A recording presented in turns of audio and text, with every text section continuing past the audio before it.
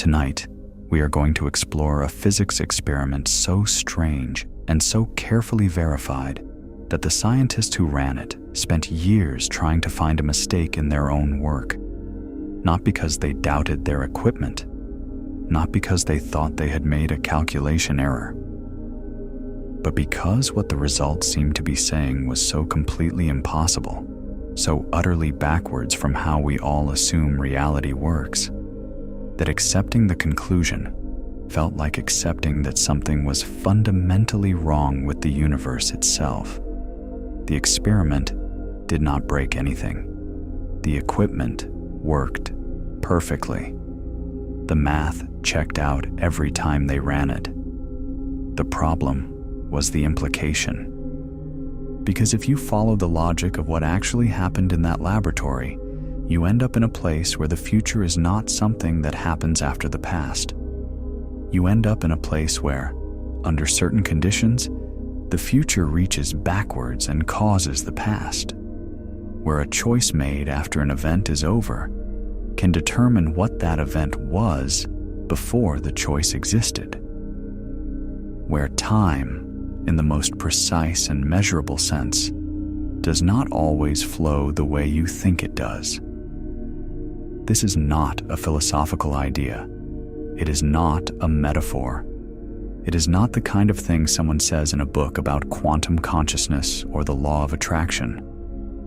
It is a real experimental result, replicated many times, published in peer-reviewed journals, and accepted by working physicists as a genuine feature of how nature behaves at the quantum level.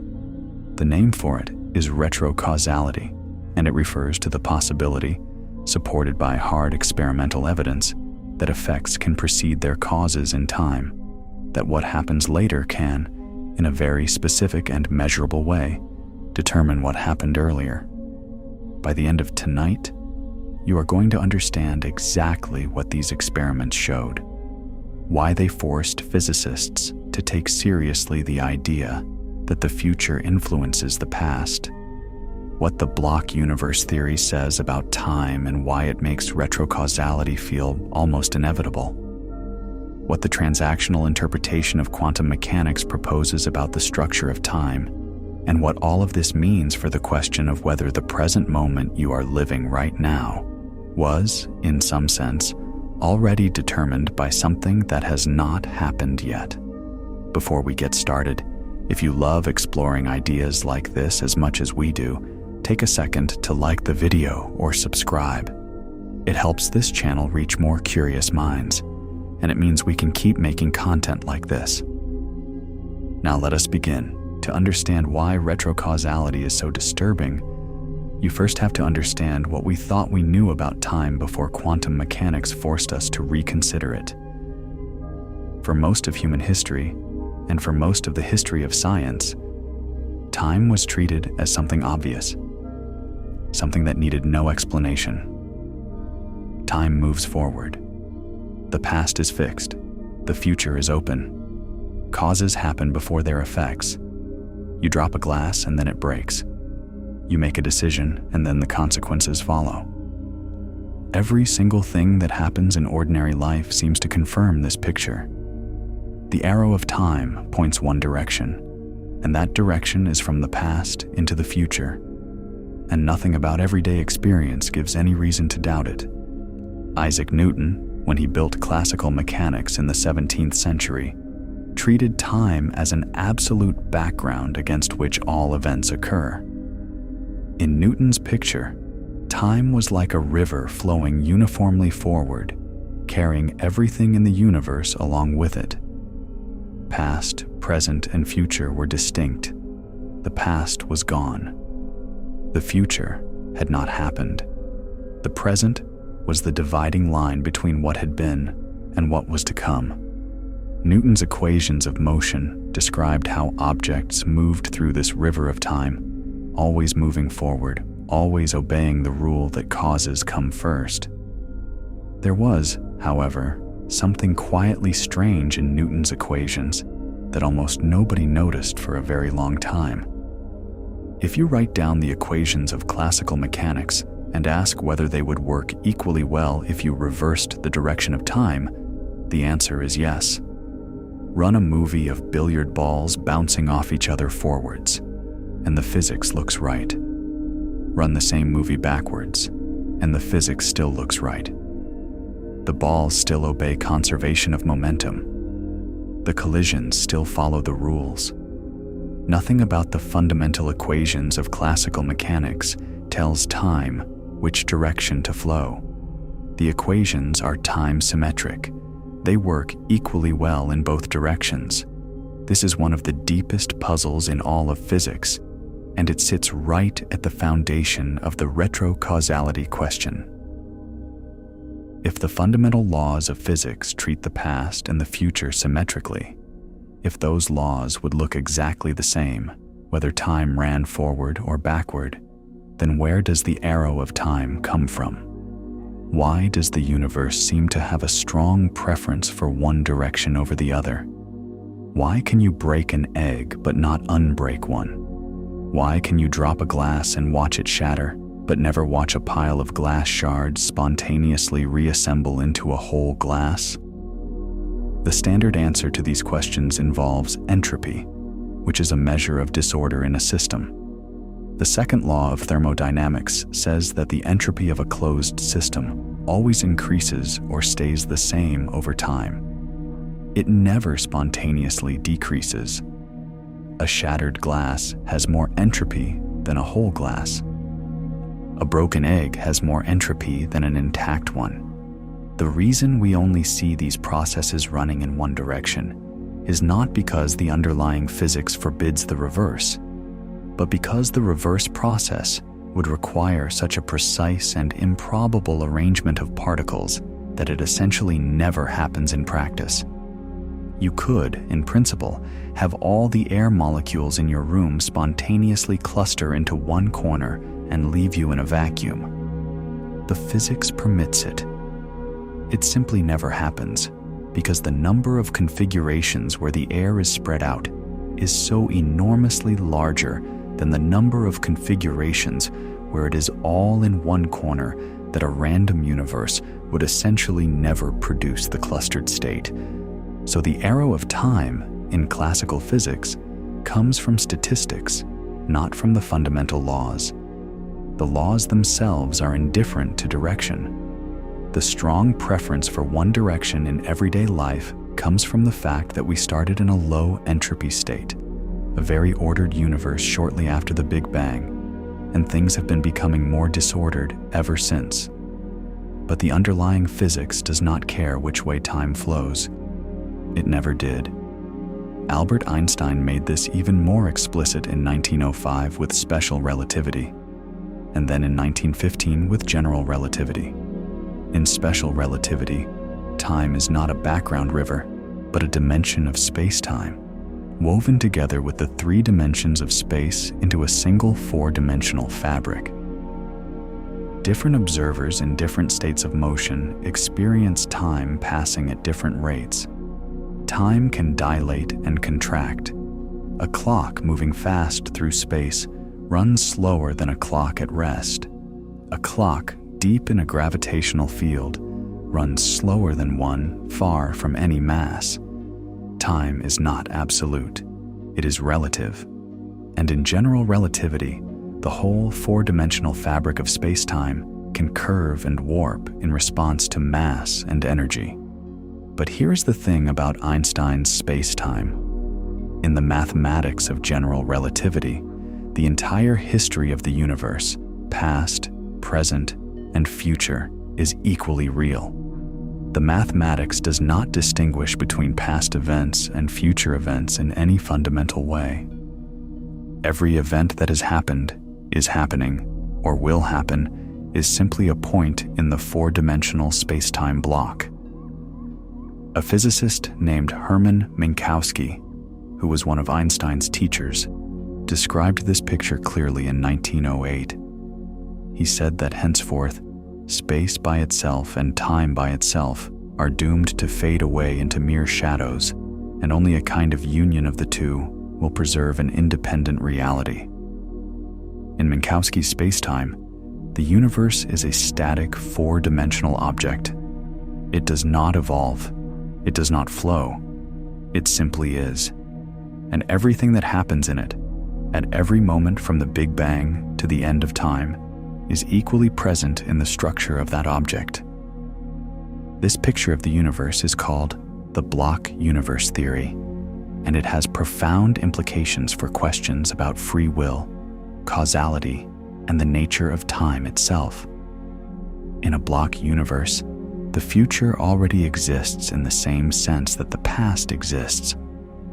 The reason you cannot remember the future is not because it has not happened yet. It is because of the particular way your consciousness moves through the four-dimensional block. But the future is there, fixed, as real as the past. And this means that in a block universe, the distinction between cause and effect, between past and future, is in some sense an artifact of perspective rather than a fundamental feature of reality. Now add quantum mechanics, and suddenly, the questions about time and causality get far stranger. Quantum mechanics, which was developed in the 1920s and 1930s to describe the behavior of particles at subatomic scales, has a strange relationship with time from the very beginning. In one sense, quantum mechanics is also time-symmetric. The Schrödinger equation, which describes how the quantum wave function of a system evolves, works equally well forwards and backwards in time. If you know the wave function of a system at one moment, you can, in principle, calculate what it was at any earlier time, just as well as you can calculate what it will be at any later time. The equation does not have a preferred direction, but then there is measurement. When you measure a quantum system, something happens that the Schrödinger equation does not describe. The wave function, which had been spread across a range of possible states, collapses to a single definite outcome. An electron that was in a superposition of spin up and spin down becomes definitively spin up or definitively spin down, and this collapse, whatever it is, seems to happen in one direction only, from the unmeasured state to the measured state, not backwards.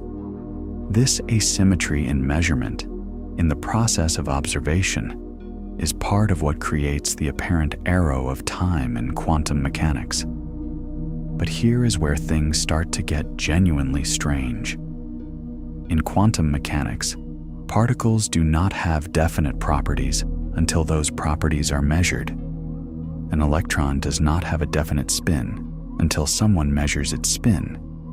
It does not have a definite position until someone measures its position. Before measurement, the quantum description of the particle says it exists in a superposition of all possible states simultaneously, each with some probability. The particle is neither spin up nor spin down. It is in some combination of both, described by the wave function. This raises a question that seems almost too strange to ask seriously. If a particle does not have a definite property until it is measured, what determines when the measurement happens?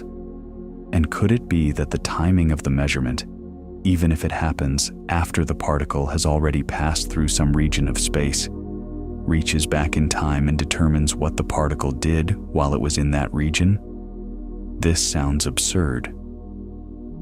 But it is exactly what a series of real experiments have shown. To understand the experiments, you need to understand the double-slit experiment, which is the foundation of everything that follows.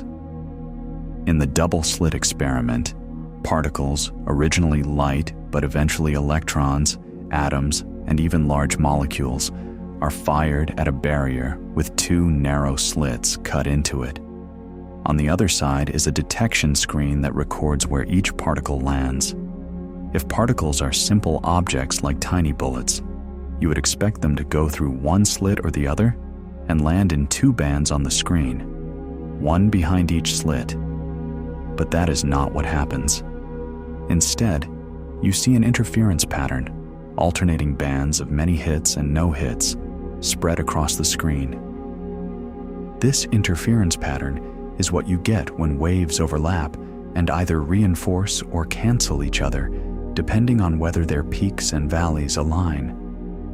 The particle has somehow traveled through both slits simultaneously as a wave interfered with itself and produced a pattern that no single particle traveling through a single slit could explain. Now, here is the part that matters. If you place detectors at the slits to find out which slit each particle goes through, the interference pattern disappears. The particles start behaving like bullets again. They go through one slit. They land in two bands. The act of detecting which path each particle takes destroys the wave-like interference. The particle cannot simultaneously be detected at a specific slit and produce the interference pattern that requires it to have taken both paths. Measurement forces a choice. This was already profoundly strange in the 1920s and 1930s. But in 1978, the physicist John Wheeler proposed a variation of this experiment that was so deeply unsettling that physicists did not actually run it in a laboratory until 1984.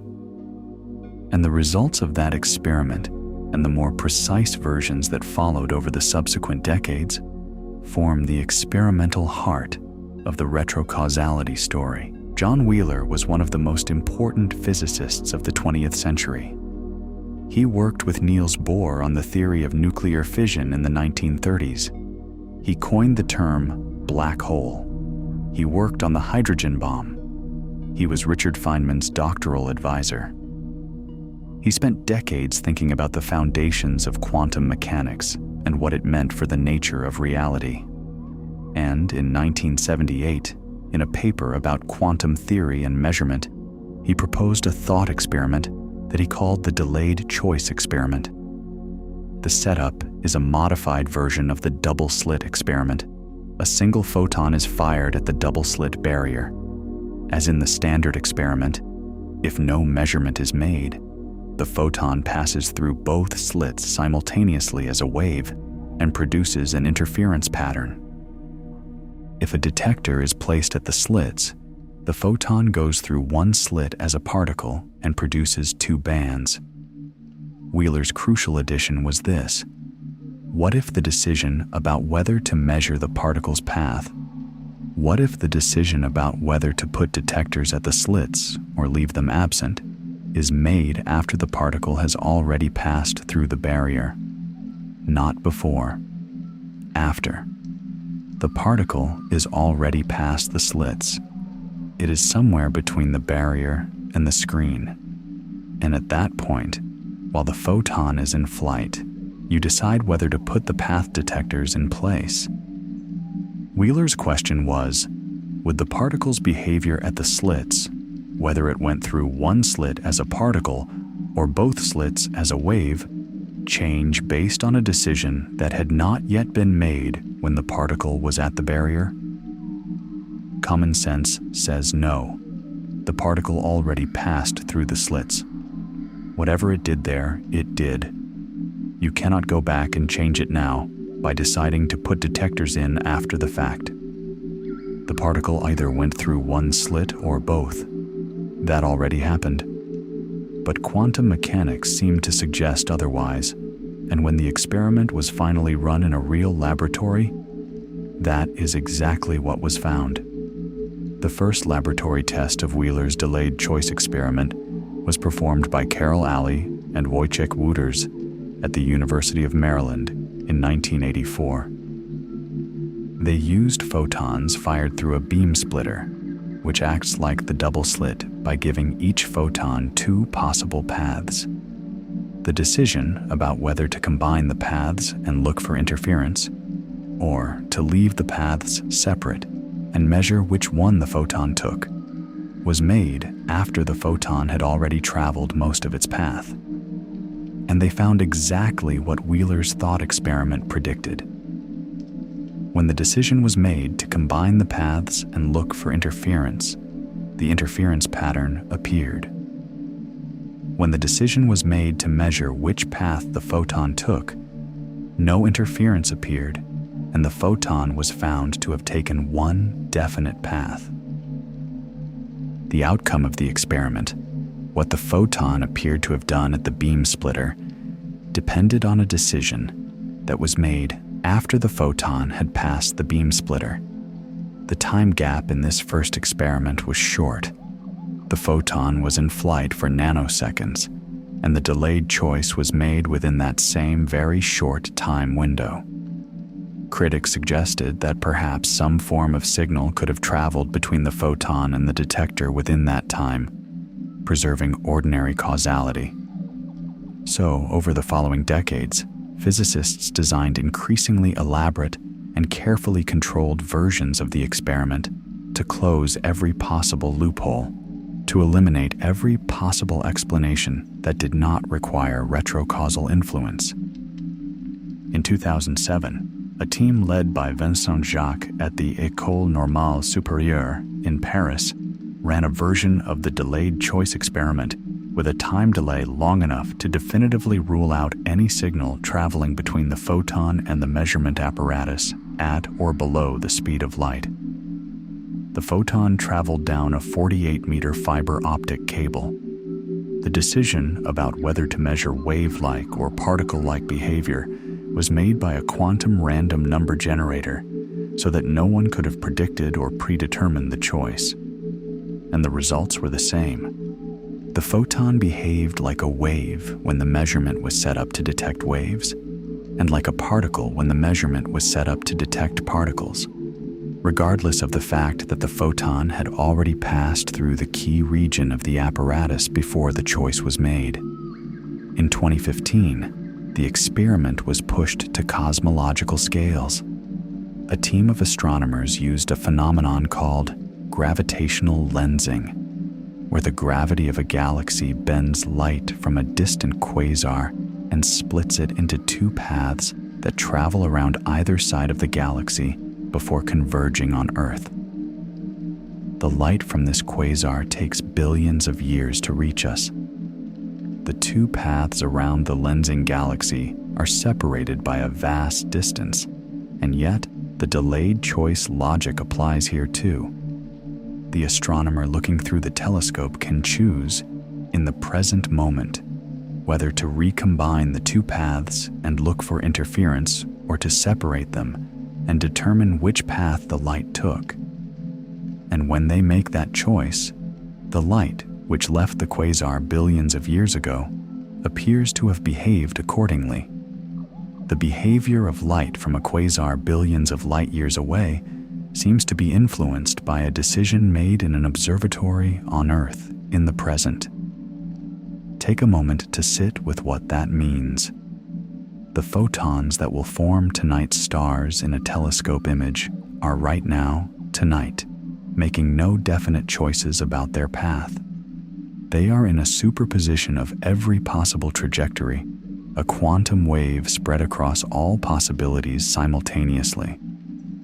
And the act of observation, the choice made when someone looks, will retroactively determine what those photons did during their billions of years of travel. Not what they appear to have done, not what we will believe they did, what they actually did, in a sense that has real physical consequences and that no measurement can contradict. Wheeler described this in a way that has become famous. He said that in the quantum world, no phenomenon is a phenomenon until it is an observed phenomenon. The universe does not simply exist and then get observed. The observation participates in bringing the phenomenon into being. And in the delayed choice experiment, that participation reaches backwards in time. If the delayed choice experiment unsettled physicists, the quantum eraser experiment, which came a few years later, pushed things further into territory that seems to flatly contradict ordinary intuitions about time and causality. The quantum eraser was proposed by Marlon Scully and Kai Druhl in 1982 and first realized experimentally in the 1990s. The most famous and precise version, the delayed choice quantum eraser, was performed by Yoon-Ho Kim and colleagues in 1999. This experiment adds a new layer to the delayed choice story. It shows not only that future choices can affect past behavior, but that the past can be retroactively erased and restored depending on what is done in the future. The setup begins with a double slit arrangement, but now each photon that passes through the double slit is immediately converted into two entangled photons. One of the pair, called the signal photon, travels toward a detector where its position on a screen will be recorded. The other photon of the pair, called the idler photon, travels in a completely different direction toward a separate detection system. Because the two photons were created together from the same original photon, they are entangled.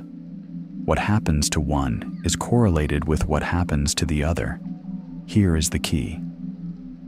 The idler photon carries information about which slit the original photon passed through. If you measure the idler photon in a way that tells you which slit it came from, you also know which slit its partner signal photon came from. And as we know from the double slit experiment, if the which path information is available, no interference pattern forms. The signal photon should land in two bands on the screen rather than the interference pattern of many alternating bands. But what if, instead of measuring which slit the idler came from, you route the idler photon through a system that erases the which path information? You design the apparatus so that the idler photon ends up at a detector in a way that makes it physically impossible to tell which slit it originally passed through. The information about which path was taken is genuinely erased, not hidden, not moved elsewhere, but destroyed, gone.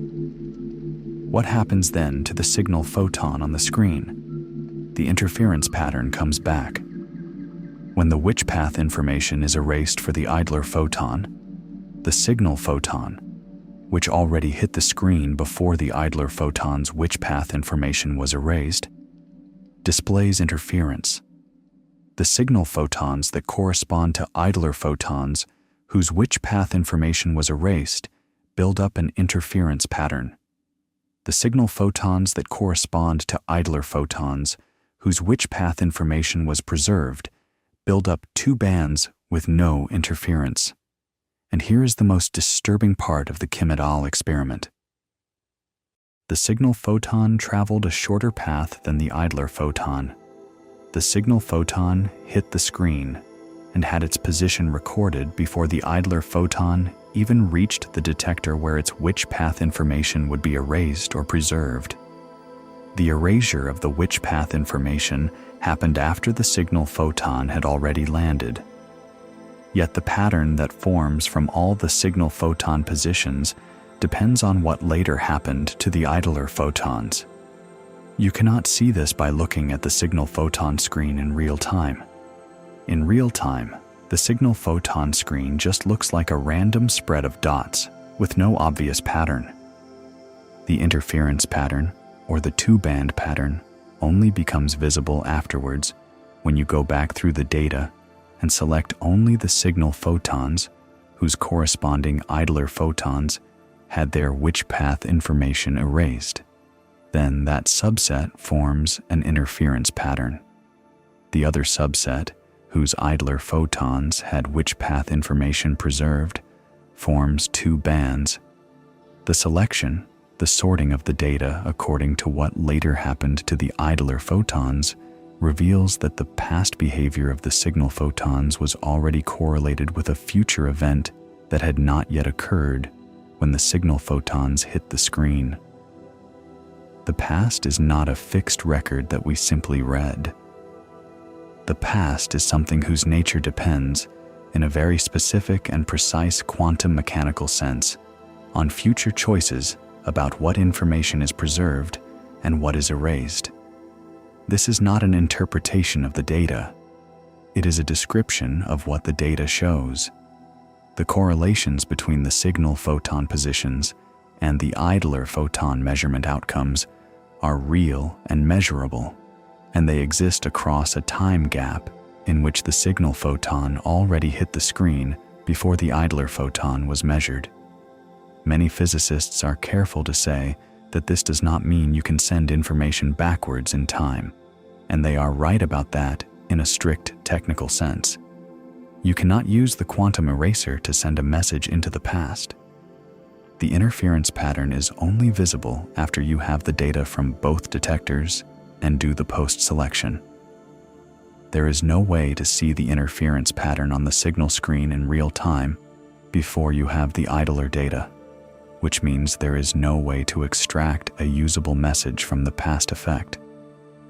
But the correlations themselves, the fact that the past behavior of signal photons is different depending on future choices about idler photons, are genuine features of reality, not artifacts of how the data is analyzed. The delayed choice experiment and the quantum eraser push hard against our intuitions about time and causality.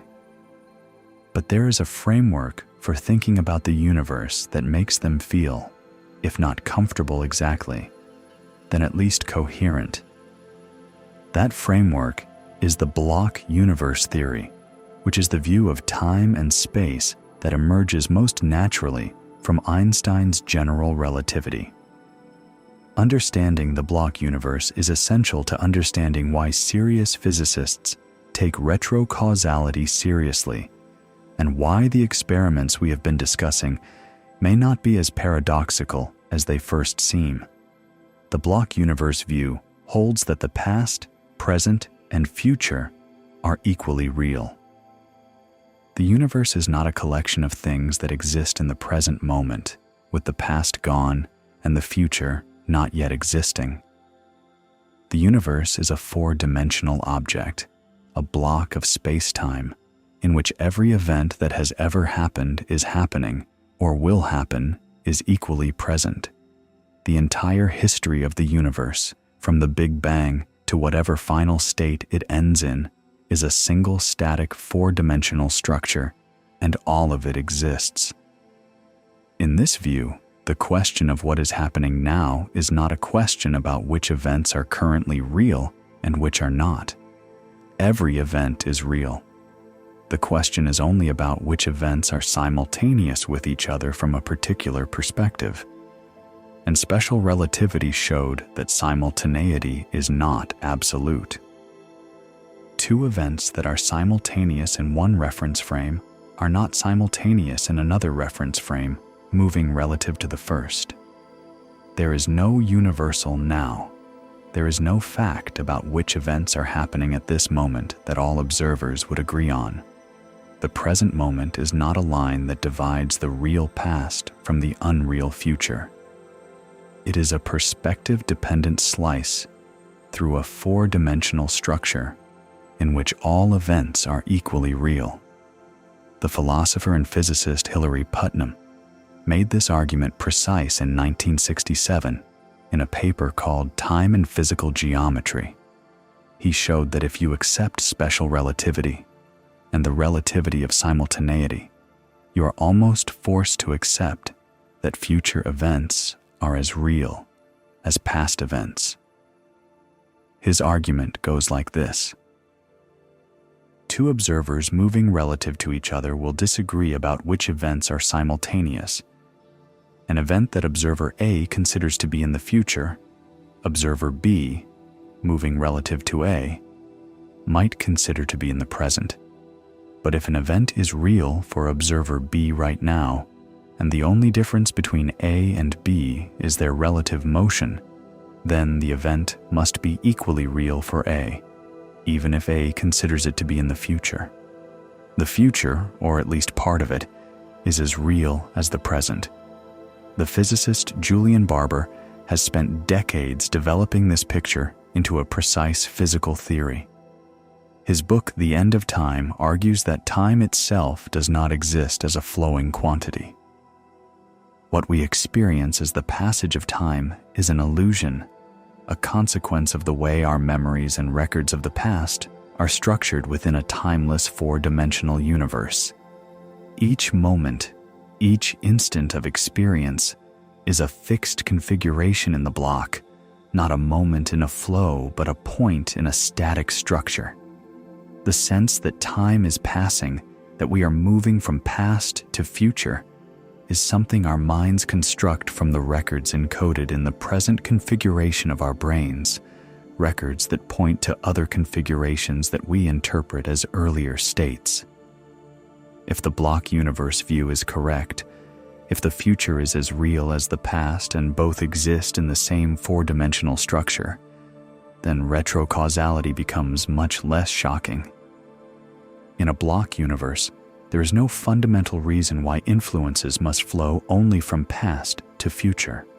The causal structure of the block is written into the geometric relationships between events in the space-time fabric, and there is no law of physics that forbids causal relationships, pointing in what we would call the backward temporal direction, from later events to earlier ones. The arrow of causality we observe in everyday life would, on this view, be another statistical fact like the arrow of time in thermodynamics, an emergent feature of the universe's particular history, rather than a fundamental constraint built into the fabric of reality. Several physicists have argued explicitly that the block universe picture and quantum retrocausality fit together naturally.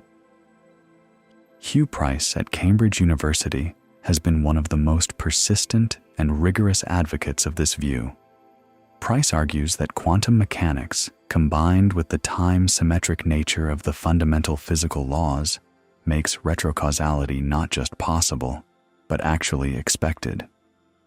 The asymmetry we observe, where causes always seem to precede their effects, is a product of our position in time and our particular thermal environment, not a fundamental feature of physics.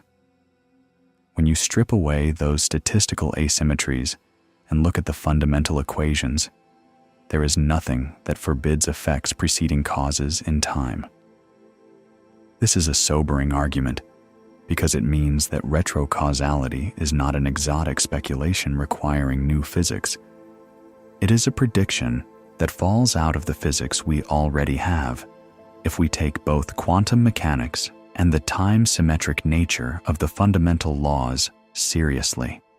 The puzzle is not why retrocausality exists. The puzzle is why we do not see more of it in everyday life. There is an interpretation of quantum mechanics that was specifically designed to make retrocausality the heart of its explanation for how quantum mechanics works. It was proposed by the physicist John Cramer in 1986, and it is called the transactional interpretation. Cramer's insight was that if the fundamental equations of quantum mechanics are time-symmetric, why should we only use the half of the mathematics that goes forward in time? What if both halves were real? In standard quantum mechanics, when a particle is emitted from a source, the source sends out what physicists call the wave function, a mathematical object that propagates forward in time and describes the probability of finding the particle at different locations when a measurement is made. This forward-moving wave function is sometimes called the retarded wave.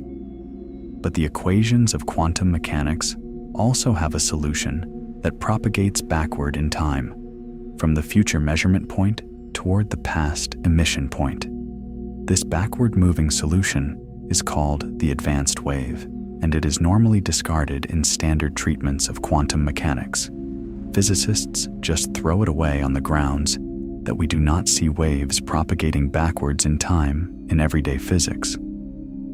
Cramer's transactional interpretation says, do not throw the advanced wave away. Both the forward-moving retarded wave and the backward-moving advanced wave are physically real. When a particle source emits a particle, it sends out a retarded wave forward in time toward all possible future absorbers. Every possible absorber, every detector or measurement apparatus the particle might encounter, responds by sending an advanced wave backward in time toward the source. These backward-traveling advanced waves arrive at the source at the same moment the original emission occurred. The source and the future absorber then negotiate, through an exchange of these time-symmetric waves, which transaction will be completed. The completed transaction is what we observe as a quantum event, a particle being emitted, traveling, and being absorbed. The transaction spans from past emission to future absorption, with real physical waves traveling in both directions simultaneously. This picture is strange, but it has some compelling features. It provides a natural explanation for quantum correlations, including the correlations between entangled particles at large distances, without requiring any non-local influences traveling through space. In the transactional picture, the correlations between distant entangled particles arise because the transaction that produces both particles spans both locations simultaneously, with retarded waves going forward in time and advanced waves going backward, creating correlations that are built into the transaction from the beginning. It also provides a natural account of the delayed choice and quantum eraser experiments. In those experiments, the future measurement choice, whether to preserve or erase which path information, whether to set up detectors to measure particle-like or wave-like behavior, determines which advanced wave gets sent backward in time to the past emission event. The past behavior of the photon is what it is because of the advanced wave from the future that arrived at the emission point and participated in completing the transaction. The future reaches back to the past not through some mysterious non-local signal or some violation of causality, but through the backward propagating advanced wave that is already part of the fundamental mathematics of quantum mechanics. The transactional interpretation is not the mainstream view. Most physicists who work on quantum mechanics day to day do not think deeply about interpretations at all. They use the Copenhagen interpretation, which essentially says that quantum mechanics is a tool for predicting measurement outcomes, and that asking what really happens between measurements is not a meaningful scientific question. But among physicists who do think carefully about interpretations, the transactional interpretation has a small but serious following, precisely because it takes the time-symmetric mathematics of quantum mechanics at face value and finds that retrocausality falls out naturally. Ruth Kastner, a philosopher of physics at the University of Maryland, has developed an extended version of the transactional interpretation called the possibilist transactional interpretation, or PTI. In Kastner's version, the retarded and advanced waves are not physical waves in ordinary spacetime, but transactions that occur in a space of quantum possibilities, a space that includes both spacetime and a larger realm of quantum potential states. The completed transaction, the actual observed event, is a selection from this space of possibilities, mediated by the exchange of waves across time. Kastner's development is mathematically precise, philosophically rigorous, and has the striking feature of providing a natural explanation for why quantum mechanics looks the way it does, including the apparent irreversibility of measurement without requiring any arbitrary rules about wave function collapse. Whether or not the transactional interpretation is correct, it illustrates an important point. The retrocausality, suggested by the delayed choice and quantum eraser experiments, is not a bug in quantum mechanics that physicists are struggling to explain away. It is something that at least one serious and internally consistent interpretation of quantum mechanics places at the very center of its explanation for why quantum mechanics works at all. The future reaching backward to influence the past is not an accident. It is, on this view, the mechanism by which quantum reality is assembled. The 2007 experiment by Vincent Jacques was a major step forward in establishing the delayed choice result with enough precision to rule out conventional explanations. But experiments have continued, and some of the more recent work has pushed the strangeness even further, finding results that suggest the retrocausal influence in quantum mechanics is not limited to simple photon experiments in carefully controlled laboratory settings, but appears across a range of quantum phenomena, and in some cases extends to what seem like macroscopic distances and timescales. In 2012, a team in Australia performed a version of Wheeler's delayed choice experiment using helium atoms rather than photons. Helium atoms have mass, unlike photons, which means they are subject to gravity and inertia in ways that photons are not. The experiment showed the same delayed choice result with massive particles, significantly strengthening the case that this is a general feature of quantum mechanics rather than something specific to light. In 2015 came the cosmic scale experiment by the team led by Johannes Handsteiner in Vienna, using the gravitationally lensed light from distant quasars to perform what they called a cosmic Bell test. Bell tests are experiments that test for the kind of quantum correlations that Einstein called spooky action at a distance. Correlations between entangled particles that seem to require some form of influence faster than light, which is impossible in standard physics, or some form of retrocausal influence, or some kind of pre-existing correlation that is genuinely non-local in nature.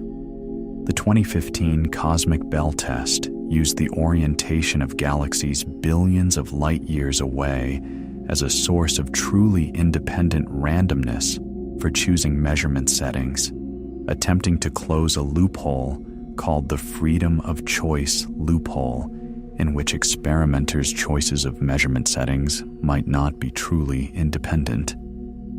The results confirmed quantum mechanical predictions and ruled out a broad class of local hidden variable theories. In 2017, Handsteiner's team published the results of a Big Bell test involving more than 100,000 human volunteers around the world, who were used as random number generators for choosing measurement settings in Bell test experiments, running simultaneously in 12 different laboratories across 9 countries. The enormous scale of the human participation was intended to rule out the possibility that the random number generators were somehow correlated with each other or with the particles being measured in ways that could mimic quantum correlations. The results, published in Nature, confirmed quantum mechanical predictions across all 12 laboratories. The correlations were real. They were not explained by any local hidden variable theory, and the retrocausal interpretation of those correlations remained consistent with all the data. Perhaps the most directly retrocausal experiment in recent years was performed in 2019 by a team at the Australian National University. This team implemented a version of the quantum eraser with a twist. They used a single atom as the Witchpath information eraser rather than an optical device, allowing them to ensure that the erasure was genuinely irreversible and could not be attributed to any hidden connection between the signal and idler systems. The results showed the same retrocausal signature as earlier quantum eraser experiments, but with a higher level of control and a more careful closing of potential loopholes. The interference pattern for signal photons was demonstrably correlated with future erasure events affecting entangled idler photons. There is also work being done on what physicists call quantum time ordering, which concerns whether the order in which quantum operations are applied to a system can be indefinite. In ordinary physics, if you apply operation A to a system and then operation B, you get a different result than if you apply B and then A, and the order is definite. But recent work, particularly in the field of quantum information, has shown that quantum systems can be put into superpositions of different causal orders, where the causal order of operations is indefinite in the same way that the position of a quantum particle is indefinite before measurement. This field, called indefinite causal order or quantum causal models, is directly related to the retrocausality question and is currently one of the most active areas of foundational quantum mechanics research. In 2022, a group at the University of Vienna demonstrated a quantum switch, a device that puts two quantum operations into a superposition of different causal orders. The quantum switch can perform a task that is provably impossible to perform with any fixed causal order. This means there are tasks that require indefinite causal order, tasks that are physically realizable, and tasks that cannot be accomplished if the universe always has a definite causal structure with causes strictly preceding their effects. Indefinite causal order is not just a theoretical curiosity.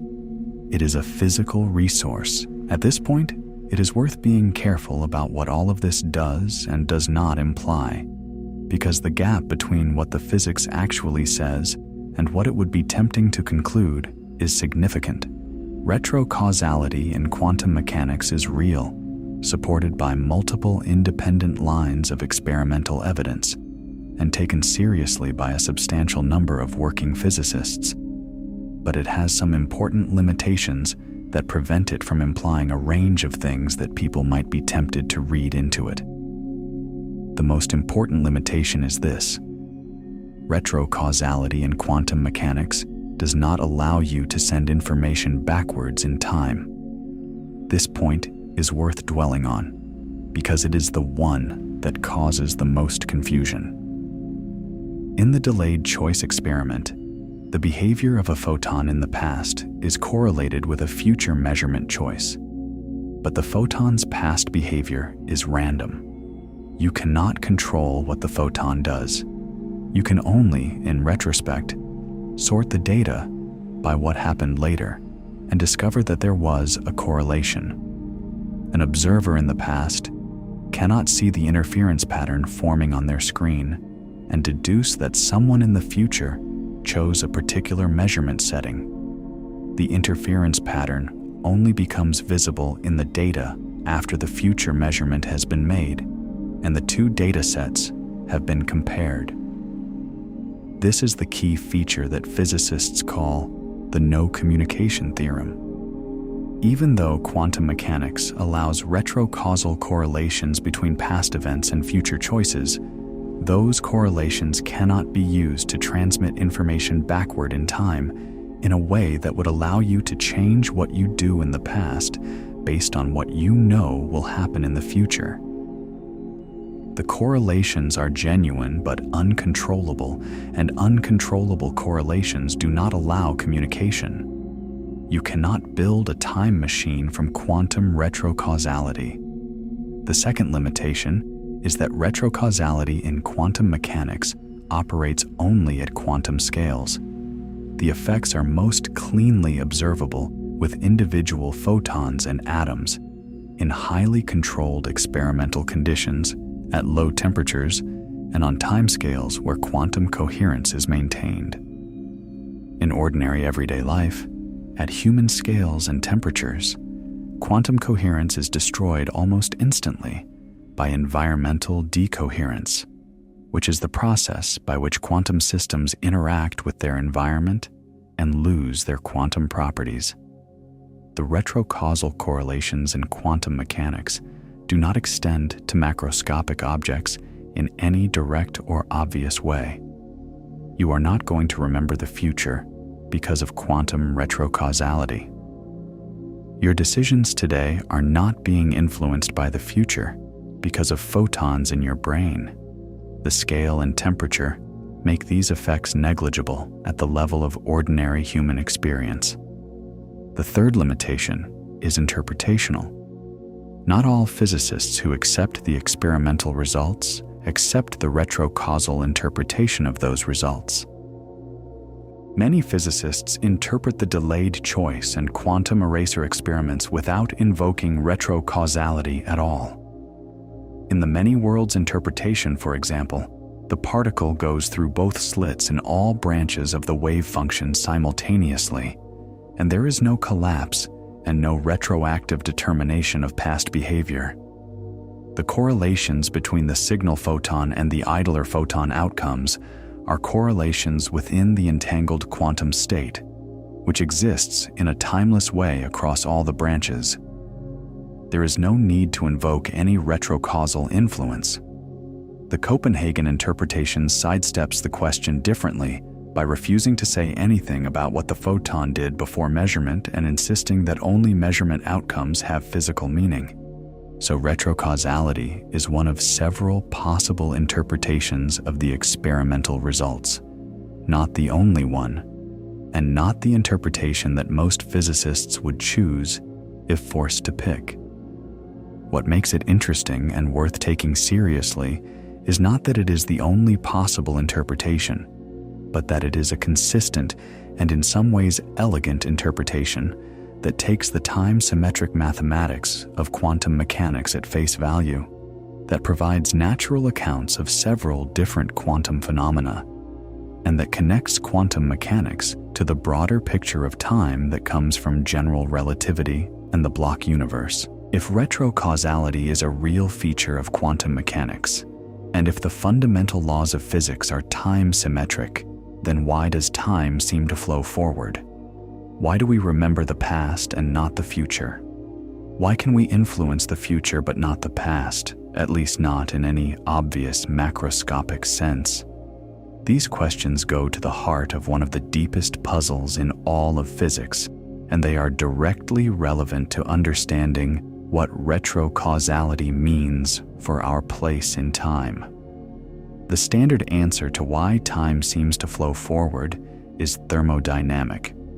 The second law of thermodynamics tells us that entropy increases over time, and our memories, records, and causal patterns all follow this increase. You remember the past because your brain encodes records of past events as low entropy structures, memories that were formed when energy was dissipated and entropy increased in the process of encoding them. You cannot remember the future because forming a memory of a future event would require entropy to decrease, which the second law forbids. So the arrow of memory, the arrow of experience, the arrow of causality that we observe in daily life is all the same arrow as the thermodynamic arrow of increasing entropy. But this answer just pushes the question back. Why does entropy increase in the forward direction? The fundamental physical laws are symmetric. Entropy could, in principle, increase in either direction. The answer, as the physicist Roger Penrose has argued at length, is that the universe began in an extraordinarily low entropy state. The Big Bang produced a universe with very low entropy, very high order, very specific initial conditions, and entropy has been increasing ever since, not because the laws of physics require it, but because we started from such an ordered initial state that the only direction to go from there was toward greater disorder. The thermodynamic arrow of time is a consequence of the universe's initial conditions, not of its fundamental laws. This is a remarkable conclusion. The reason you remember the past and not the future, the reason causes precede effects, the reason time seems to have a direction, is not that the laws of physics have a preferred direction. It is that you happen to live in a universe that started in a particular thermodynamic state. In a universe with different initial conditions, the arrow of time could point the other direction, or there could be no arrow at all. Sean Carroll, a theoretical physicist at Johns Hopkins University, has argued in his book From Eternity to Here that the puzzle of the arrow of time is one of the central unsolved problems in physics. Carroll's view is that the arrow of time is real and important and not an illusion. but that it is a feature of our cosmic history rather than of the fundamental laws. The fundamental laws are time symmetric. The cosmic history is time asymmetric because of the low entropy Big Bang. And all the arrows we observe, the thermodynamic arrow, the causal arrow, the psychological arrow of memory, are downstream consequences of that initial asymmetry. Now here is the connection to retrocausality. If the arrow of time is a consequence of thermodynamics and initial conditions rather than of the fundamental laws, and if the fundamental laws are time symmetric, then there is no deep reason why causality should flow only forward. The apparent unidirectionality of causality in everyday life is a high-level emergent feature of macroscopic thermodynamics. At the quantum level, where thermal effects are small and coherence is maintained, the symmetry of the fundamental laws becomes more visible. And at the quantum level, we observe exactly the kind of retrocausal correlations that the symmetry of the fundamental laws would lead us to expect if we take seriously the idea that the future is as real as the past. The connection between the thermodynamic arrow of time and the apparent one-directionality of causality was made explicit in a series of papers by the philosopher of physics, Hugh Price, over the past few decades. Price argues that what he calls the temporal double standard, the tendency to treat the past and future asymmetrically in our causal reasoning, is a projection of thermodynamics onto fundamental physics. At the level of fundamental physics, there is no distinction. Retrocausality is as permissible as ordinary forward causality. The experiments confirming retrocausal correlations in quantum mechanics are, on Price's view, exactly what we should expect from a time-symmetric physics operating in the regime where thermal asymmetries are small. Most people who have heard of quantum entanglement think of it as a spatial phenomenon. Two particles created together, separated by a large distance, remain correlated so that measuring one instantly affects the other, regardless of how far apart they are. This is the feature Einstein called spooky action at a distance. But there is a less widely known phenomenon that extends entanglement across time rather than space.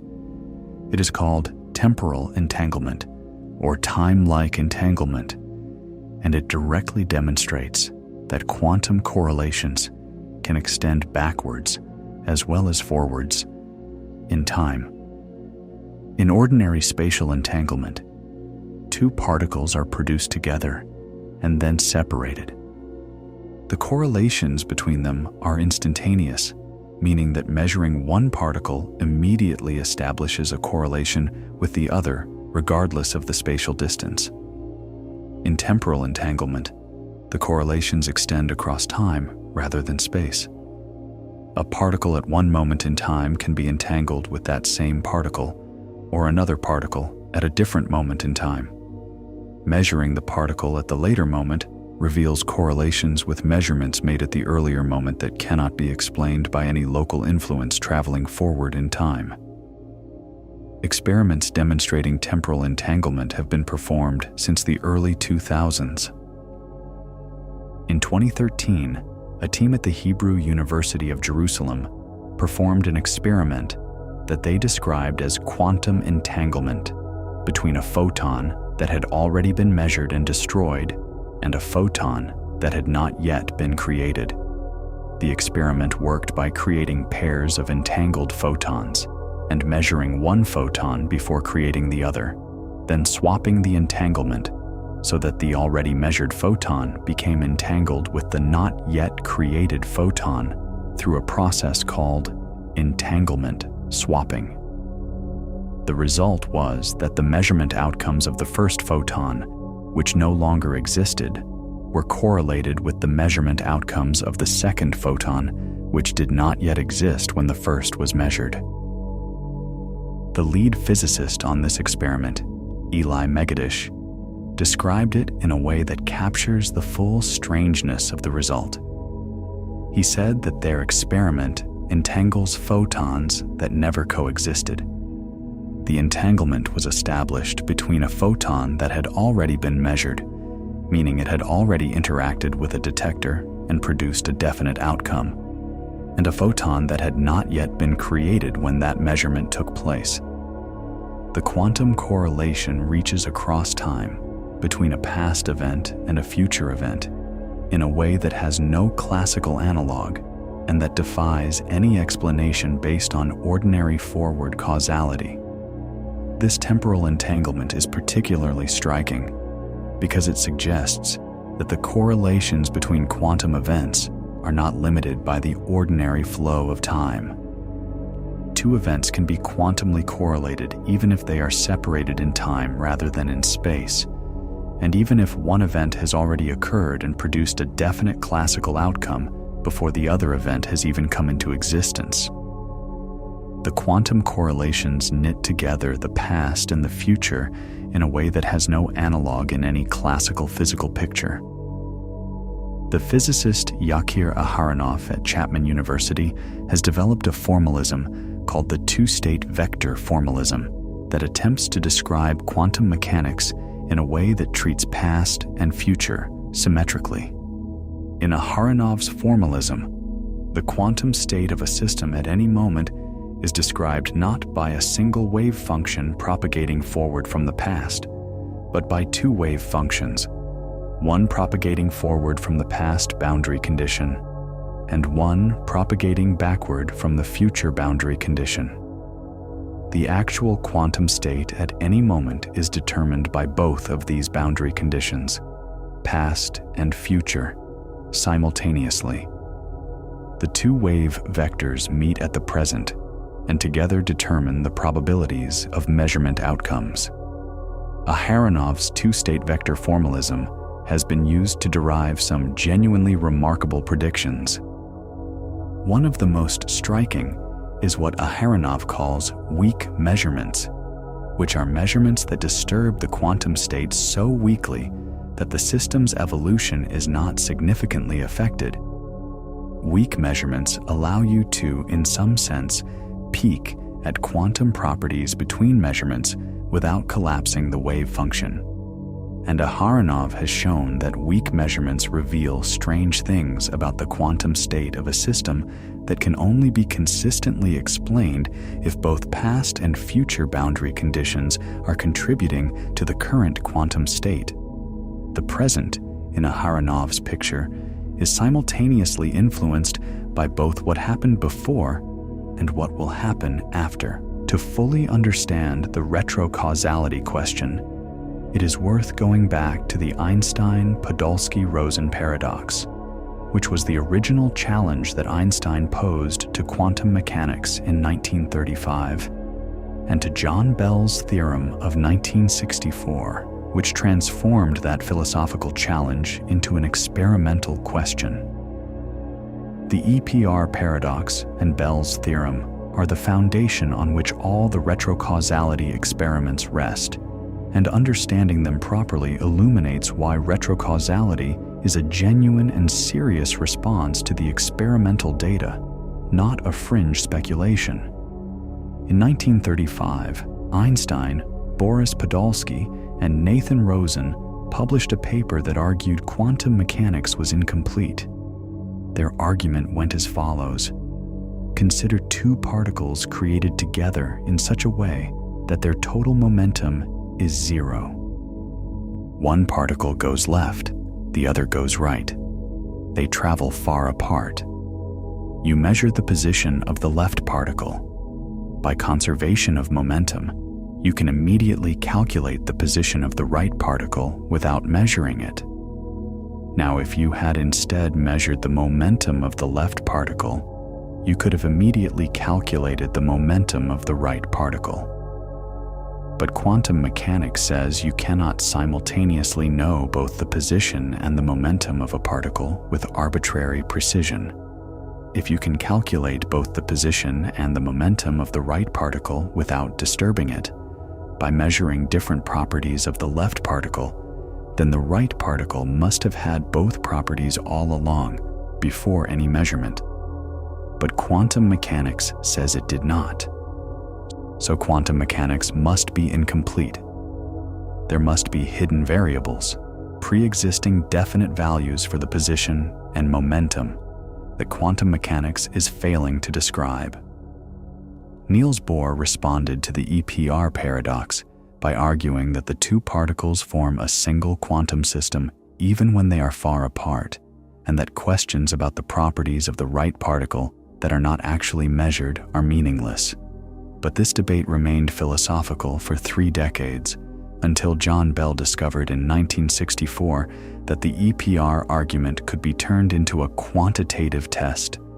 Bell derived an inequality, the Bell inequality, that any theory with local hidden variables would have to satisfy. If measurements on pairs of entangled particles consistently violated the Bell inequality, local hidden variables would be ruled out, not just as an incomplete description, but as a physical possibility. The first experimental tests of Bell inequalities were performed by John Clauser and colleagues in the early 1970s, and they found results that violated the Bell inequality, suggesting that quantum mechanics was right and local hidden variables were wrong. These experiments had technical limitations, and skeptics identified several loopholes that could, in principle, allow a local hidden variable theory to produce the observed results. Over the following 4 decades, increasingly precise and loophole-free versions of Bell tests were performed, closing one loophole after another. In 2015, a group in Delft, Netherlands, performed the first loophole-free Bell test, closing simultaneously all the major loopholes. The results violated the Bell inequality by a statistically overwhelming margin. The implications of these Bell test results are profound and unavoidable. They prove that the universe is not locally realistic, meaning that the combination of locality, no faster than light influences, and realism, particles having definite properties independent of measurement, cannot both be true. One or both of these assumptions must be wrong. Einstein's hope that local hidden variables could explain quantum correlations while preserving both locality and realism was definitively refuted. But note what Bell's theorem does not prove. It does not prove that the universe is non-local. It proves that the universe is not locally realistic. You can escape the conclusion by giving up realism, as the Copenhagen interpretation does, saying that particles do not have definite properties before measurement. Or you can give up locality in a way that does not allow faster than light signaling, which is what hidden variable theories like Bohmian mechanics do. Or, and this is where retrocausality comes in, you can give up something called the independence assumption, the assumption that the measurement settings chosen by the experimenter are independent of the hidden variables that determined the particle's properties at its source. In a retrocausal theory, the independence assumption could fail because the future measurement settings influence the past hidden variables at the source. If the measurement setting chosen in the future partially determined the quantum state produced in the past, then the correlations observed in Bell tests could be explained without any non-locality and without giving up realism. The particles would have definite properties at their source, and those properties would be correlated with the measurement settings chosen later because the measurement settings reached backward in time to influence the emission event. This retrocausal loophole in Bell's theorem is not a way of getting out of the result, as if the theorem were wrong. Bell's theorem is correct, but it shows that retrocausality is one of the possible ways to interpret the quantum world that are consistent with Bell's results. And several physicists have argued it is actually the cleanest and most natural way, because it preserves both realism and locality while only giving up the assumption that future events cannot influence past ones, which is exactly what the time-symmetric fundamental laws already suggest, is not necessarily a safe assumption. We have covered a lot of ground tonight, from the time-symmetric laws of classical and quantum physics, through Wheeler's delayed choice experiment and its elegant extensions to cosmic scales, through the quantum eraser and temporal entanglement, through the block universe and the transactional interpretation, through Bell's theorem and the retrocausal loophole. Let us now slow down and sit with what it would actually mean if retrocausality is a genuine and fundamental feature of physical reality. The most immediate implication is for the concept of causal order itself. We are accustomed to thinking of causality as an ordered sequence. First A, then B, and A is the cause and B is the effect. The causal structure of the world runs from past to future, and there is a clear and unambiguous direction to it. Retrocausality does not simply reverse this direction. It makes causal structure more complex, more entangled across time, less like a simple arrow, and more like a web where influences can flow in multiple temporal directions simultaneously. The present event is caused by its past, but it may also be partially caused by its future, by the state that will actually be realized from the multiple quantum possibilities currently open. If the block universe view is right, and if retrocausality is a feature of that block universe, then every event in the history of the universe is what it is, partly because of what will happen to it in the future. The complete causal story of any event includes not just its past history, but the future boundary conditions that, via retrocausal influence, reach back to participate in determining what the event is. In this picture, the universe is not assembled moment by moment from past to future, with the future open and undetermined until causes have had time to operate. The universe is a complete four-dimensional structure, and its events are co-determined by influences flowing in all temporal directions. For questions about free will and determinism, this picture has some genuinely interesting consequences. Classical determinism says the future is fixed by the past, plus the laws of physics. Given a complete description of the state of the universe at any moment, the entire future follows necessarily. Quantum mechanics seems to break this, introducing genuine randomness through the unpredictability of quantum measurement outcomes. But retrocausality complicates the picture further. If the present quantum state is partially determined by the future, then the randomness in quantum measurement is not just randomness in the usual sense. It is a place where future boundary conditions feed into the present, where the future that will actually be realized shapes the quantum events happening now in ways that look random from a purely forward-looking perspective. This is not a straightforward argument for free will. The future that sends retrocausal influences backward is itself subject to retrocausal influence from its own future.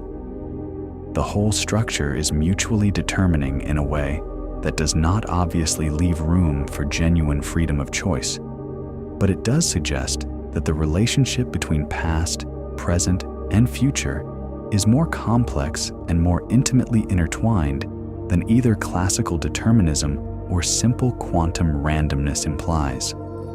The present is not just the passive result of the past, it is also the active precondition for the future that will send influences backward to help determine what the present is. For the question of the nature of time itself, retrocausality suggests that time is not a directed flow, but a dimension of reality in which influences travel in multiple directions, with the apparent unidirectionality being an emergent feature of macroscopic thermodynamics rather than a fundamental fact about physics. Time is more like space in this picture, a dimension with no preferred direction built into the fundamental laws, in which the observed asymmetry between past and future is as contingent and potentially fragile as the observed asymmetry between directions in space would be in a universe with very different boundary conditions.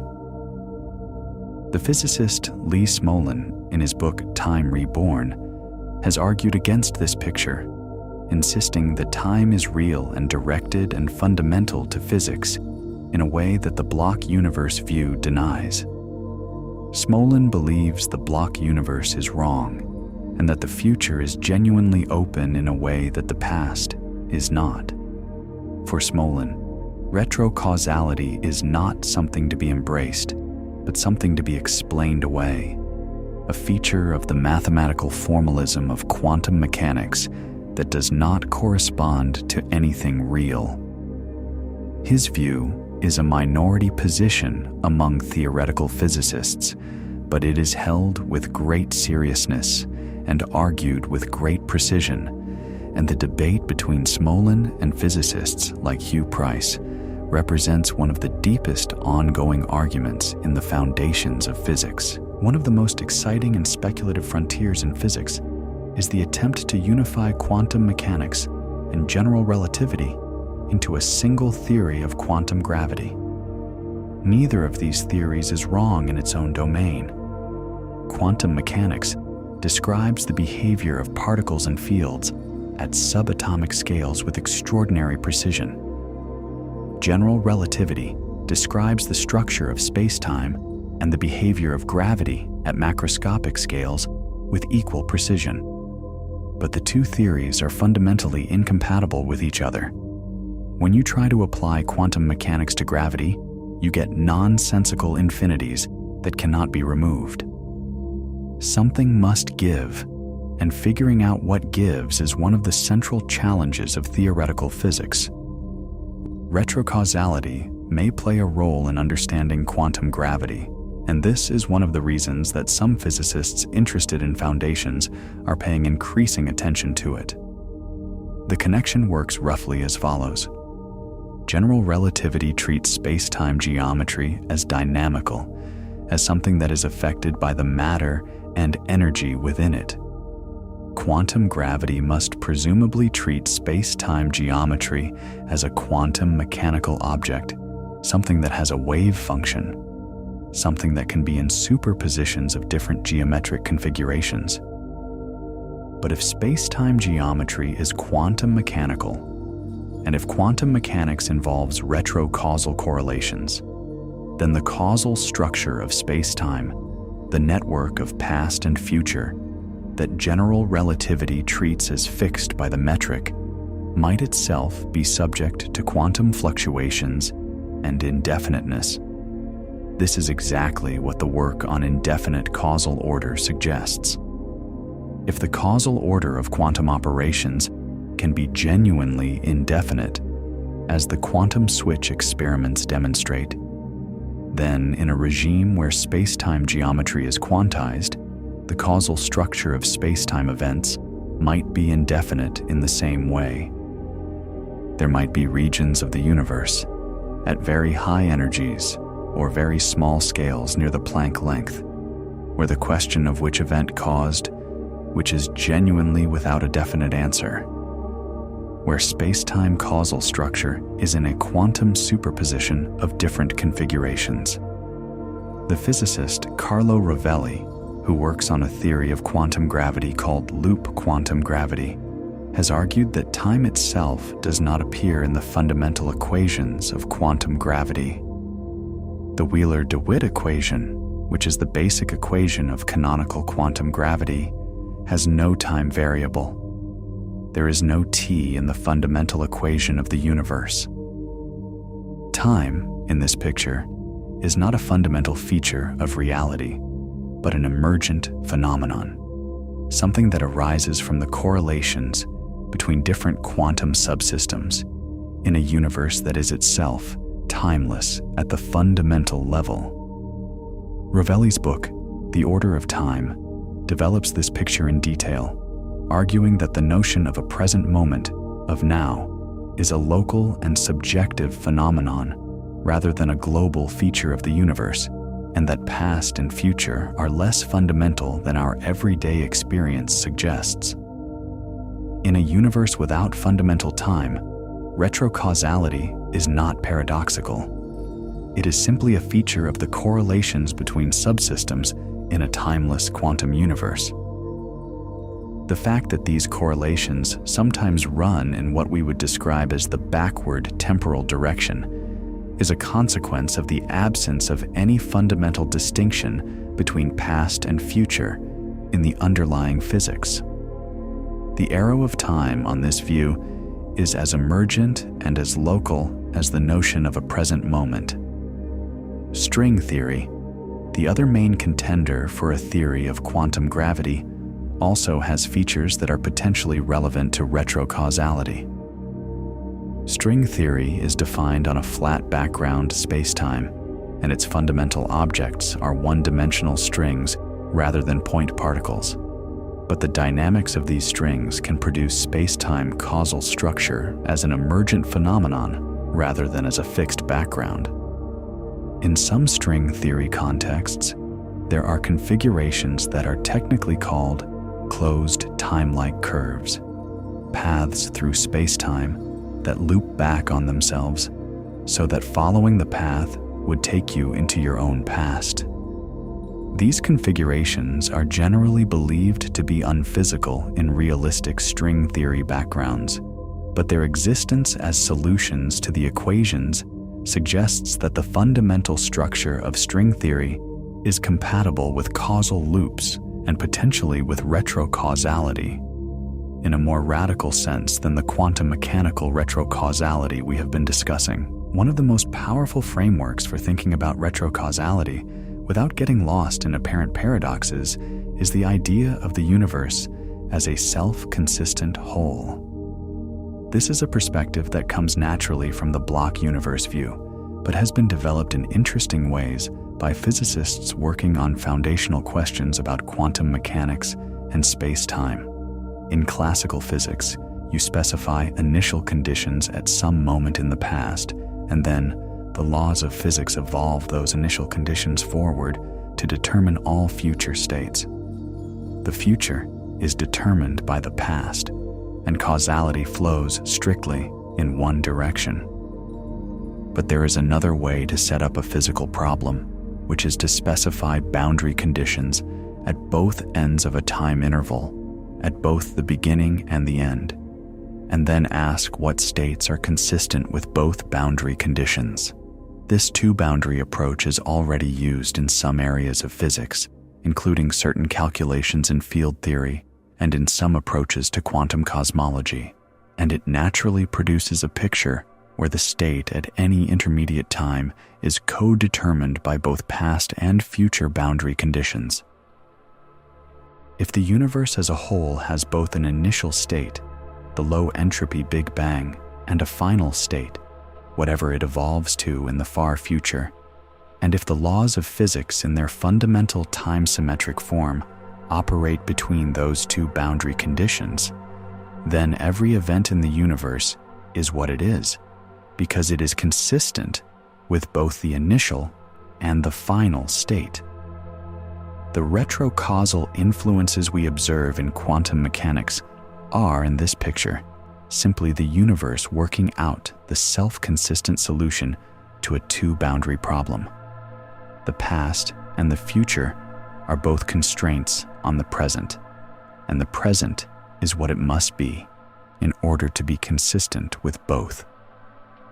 The physicist David Bohm, who developed the pilot wave interpretation of quantum mechanics in the 1950s, had a related but distinct picture of quantum wholeness that is worth mentioning here.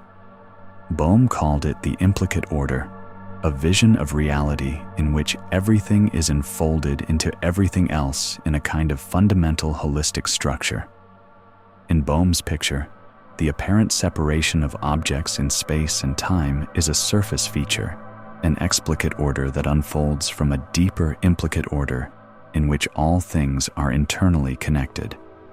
Quantum entanglement and, implicitly, quantum retrocausality are features of this deeper implicate order showing through into the explicate surface. Bohm's picture is not precisely the same as the retro-causal picture we have been discussing, but they share a common spirit. Both reject the idea that the universe is simply a collection of independent objects obeying local and forward causal laws. Both insist that the universe is more deeply interconnected in ways that transcend the ordinary notions of space and time than classical physics suggested. And both find in quantum mechanics not a troubling departure from a sensible world, but a more honest description of a universe that was always stranger and more holistic than our everyday experience revealed. We have traveled a long distance tonight, from Newton's absolute time and Maxwell's electromagnetic waves, through Einstein's block universe and Bohr's Copenhagen interpretation, through Wheeler's delayed choice thought experiment and the remarkable experiments that realized it, through the quantum eraser's retroactive erasure of the past, and the temporal entanglement of photons that never coexisted, through Kramer's transactional waves flowing backward from the future, through Bell's theorem and the retrocausal loophole, through the arrow of time and entropy, through quantum gravity and indefinite causal order.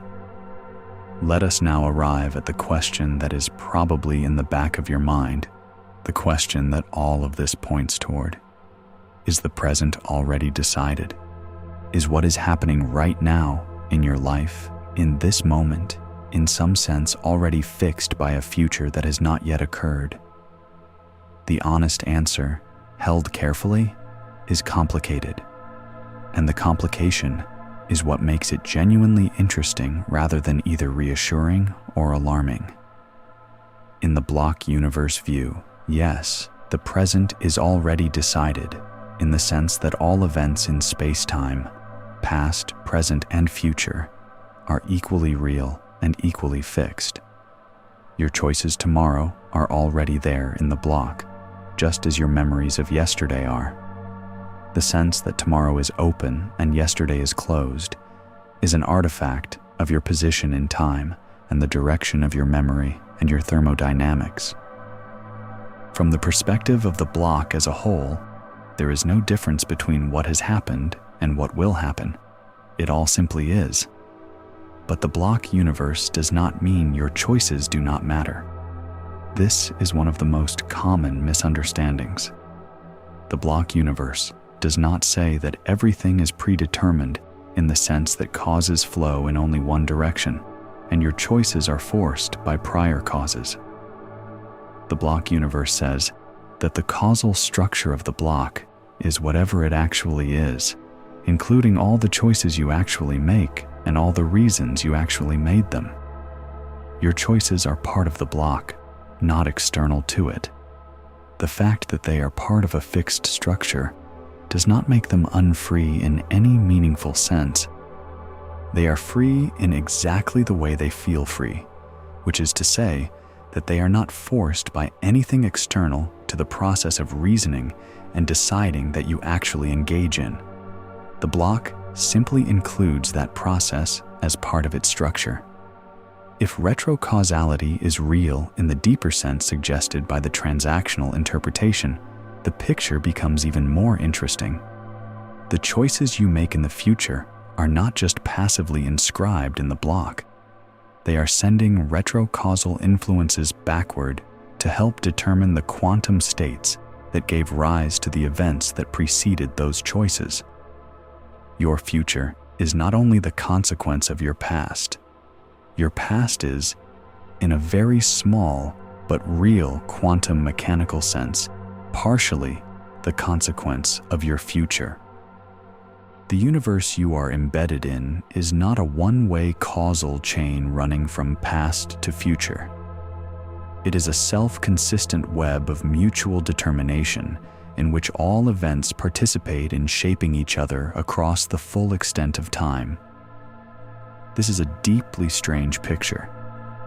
It is one that does not fit any simple narrative about either determinism or freedom, about either the fixedness of the past or the openness of the future.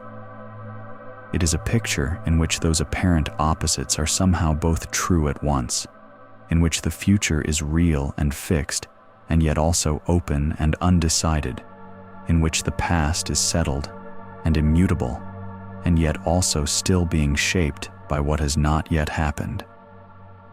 The universe, at its quantum foundation, is not a machine running forward. It is something more like a vast and intricate coherence, a web of correlations and consistencies that span all of time simultaneously, each part of which is what it is because of everything else. It is important, as we approach the end of our journey tonight, to be clear about what the experiments we have discussed have actually proven, what they have strongly suggested, and what remains open and disputed.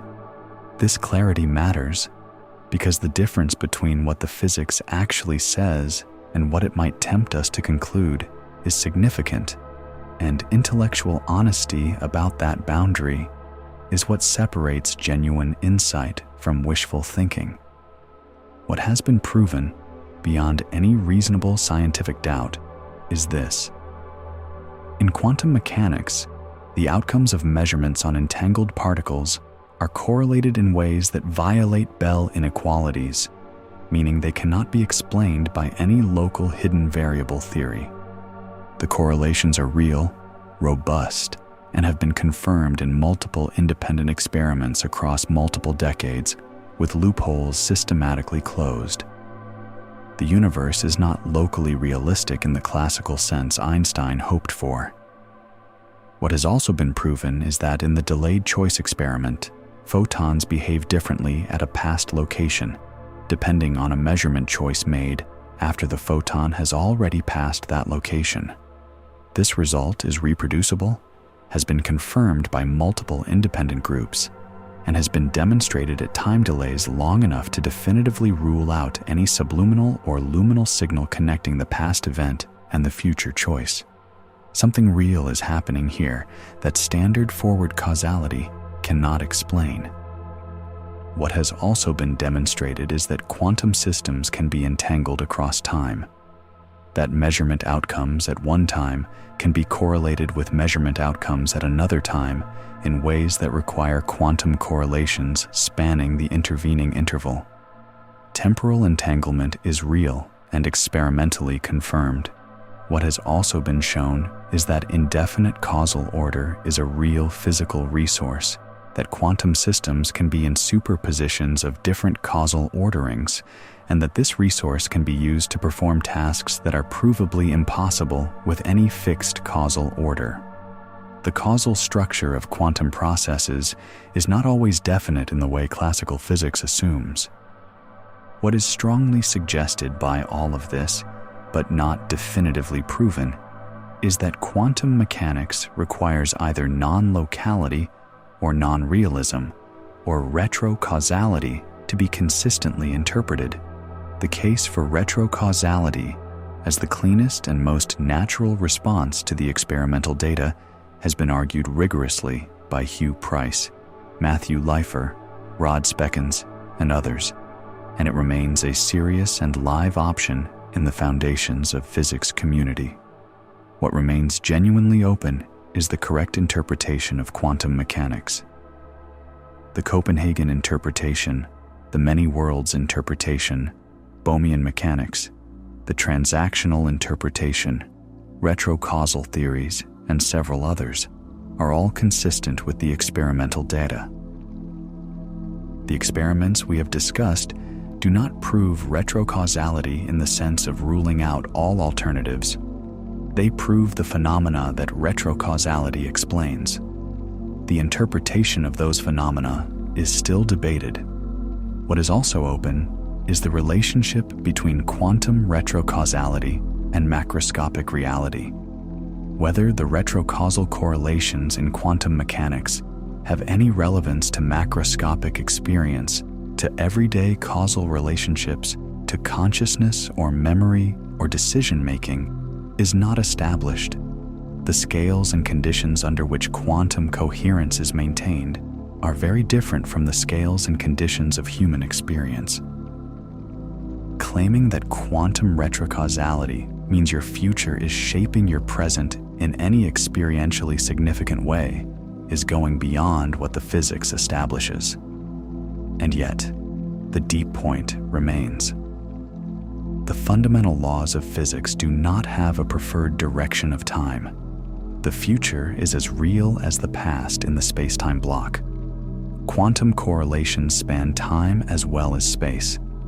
And in the specific, precise, reproducible context of quantum measurements, future choices demonstrably influence past events in ways that have no explanation within any framework that assumes strict forward causality. This is the physics. Whatever it means, it is what the universe does. John Wheeler, whose delayed choice thought experiment set this whole story in motion, spent the latter part of his career developing a philosophical vision of the universe that he called the participatory universe. It is worth spending some time on this vision because it captures, in a way that is both poetic and rigorous, the full strangeness of what quantum mechanics with retrocausality implies about the relationship between observers and the physical world. Wheeler's central idea was that the universe is not a pre-existing structure that observers passively discover. It is a structure that observers participate in bringing into being through the act of observation. The delayed choice experiment was his most powerful illustration of this idea.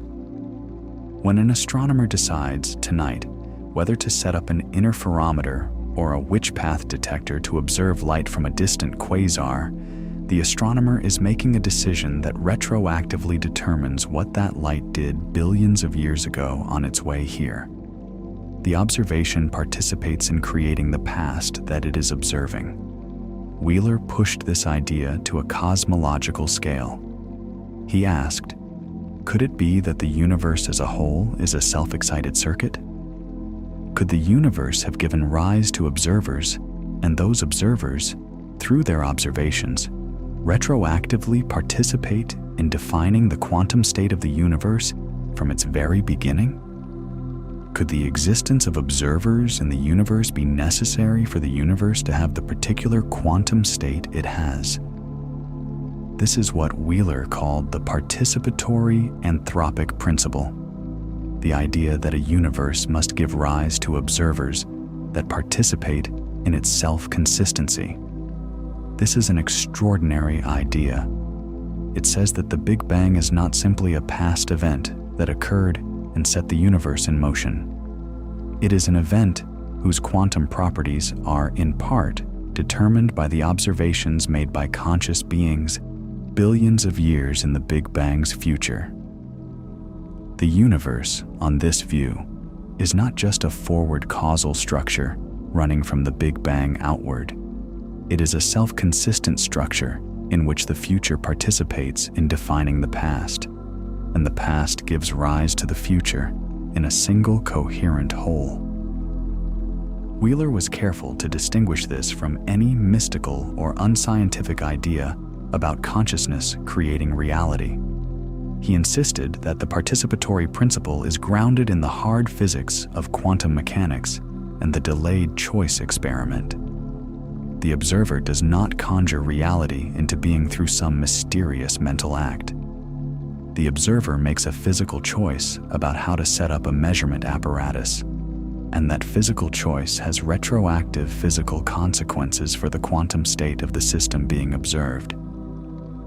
The participation is physical, measurable, and described by the equations of quantum mechanics. Whether Wheeler's participatory universe vision is correct in its full cosmological scope is not established. It remains a speculative idea about quantum cosmology that has not been developed into a mathematically precise and empirically testable theory. But as a way of framing what the delayed choice experiment tells us about the relationship between observation and physical reality, it captures something genuine. The past is not a fixed record that we simply read. It is something whose quantum properties are still being determined by observations happening in the present. The universe's quantum state is, in a real and measurable sense, co-authored by the observations made within it across all of time. One of the most fascinating and speculative frontiers of retrocausality research concerns whether quantum effects and potentially quantum retrocausal correlations play any role in biological systems, and particularly in the brain. This is a controversial area, and it is important to be clear about the distinction between established results and speculative hypotheses. But the question is scientifically serious and deserves consideration. Quantum biology is the study of quantum mechanical effects in biological systems, and it has moved over the past 2 decades from being a fringe topic to being a recognized and actively researched field. The most well-established result is the role of quantum coherence in photosynthesis. In 2007, a team at Berkeley published evidence that the energy transfer process in photosynthetic complexes in green plants and bacteria uses quantum coherence to achieve near-perfect efficiency. The energy absorbed from sunlight appears to be transferred through the photosynthetic complex, not by a random walk from molecule to molecule, but by a quantum wave that explores all possible paths simultaneously and finds the most efficient route. If quantum coherence survives long enough to be functionally relevant in warm, wet, noisy biological environments, the assumption that quantum effects are irrelevant to biology becomes harder to maintain. And if quantum coherence is relevant in photosynthesis, the question naturally arises whether it might be relevant in other biological processes, including processes in the brain. The most ambitious proposal in this area is the ORC-OR theory proposed by Roger Penrose, who is one of the greatest mathematical physicists alive, and Stuart Hameroff, an anesthesiologist and consciousness researcher. Penrose had argued in his books, The Emperor's New Mind and Shadows of the Mind, that human consciousness involves processes that cannot be accounted for by any computational system, and that therefore quantum gravity must play a role in consciousness, since quantum gravity is the one area of physics not yet described by computable equations. Hameroff proposed that the relevant quantum processes occur in structures called microtubules, which are protein filaments inside neurons that form part of the cell's structural skeleton. The ORC-OR theory is controversial and remains outside the mainstream of neuroscience. The criticisms include that microtubules are far too warm and noisy to maintain quantum coherence for any relevant timescale, that there is no evidence that microtubules play any special computational role in neurons, and that the connection to quantum gravity is speculative in a way that has not been developed into a precise and testable form. Most neuroscientists believe that consciousness arises from classical information processing in neural networks, and that quantum effects are irrelevant. What is interesting about ORC-OR in the context of retrocausality is Penrose's argument about non-computability. If the quantum gravity processes that Penrose proposes involve some form of objective wave function collapse, and if that collapse process is non-computable in the way Penrose argues, then the process might be sensitive to retrocausal constraints from the future in a way that goes beyond ordinary quantum mechanics. Penrose's objective reduction is explicitly a quantum gravity process. And in quantum gravity, as we discussed, the causal structure of spacetime itself is subject to quantum uncertainty and potentially to retrocausal influences.